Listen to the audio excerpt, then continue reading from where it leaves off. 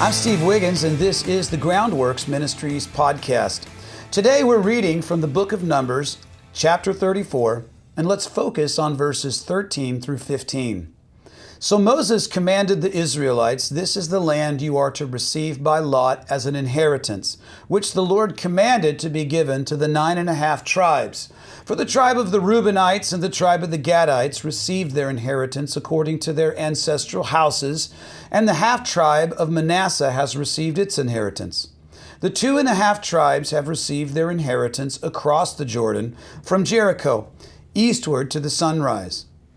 Now, my wife and I used to be members of the Biltmore Society. It's a group of individuals who shared a common concern over the preservation and the continuance of Biltmore Mansion in North Carolina.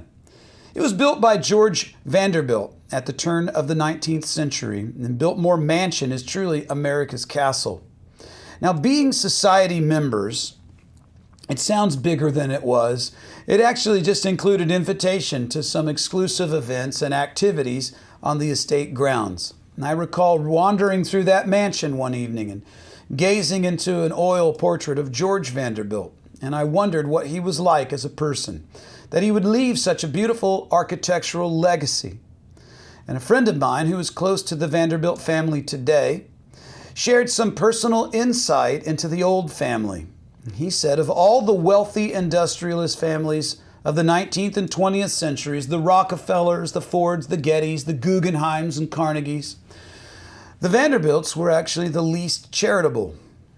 Now, with exception of a few college endowments, obviously Vanderbilt University is kind of a big deal, and exception of a few buildings, the Vanderbilt money was mostly spent on the Vanderbilts and their enduring legacies or monuments to themselves. Hence, compared to the potential impact that they could have made, their contribution to society was primarily benign. It's one thing to inherit great wealth. It's a whole other thing to shrug your shoulders at or to squander an inheritance, having not realized its purpose and the great potential for the community. Now, my favorite country to visit is Israel. I love taking people there. I like watching the lights come on as they walk along the footsteps of Jesus. Israel is the most disputed plot of real estate in history. But something that never comes up in world politics are disputes over the territories of Reuben and Gad and the half-tribe of Manasseh. The Lord allowed them to choose to settle before entering the Promised Land, but that choice was not a wise one. And eventually, that bad choice led to confusion and conflict between them and their Israelite brothers.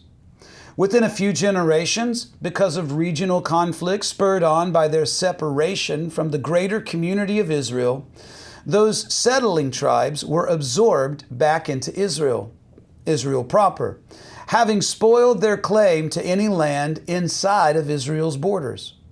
Now, just because God allows us to choose our path, it doesn't mean it's the path that He will bless. Consider this, Proverbs 21, verse 29. A wicked man hardens his face, but as for the upright, God directs his ways. I'm Steve Wiggins, and this is the Groundworks Ministries podcast.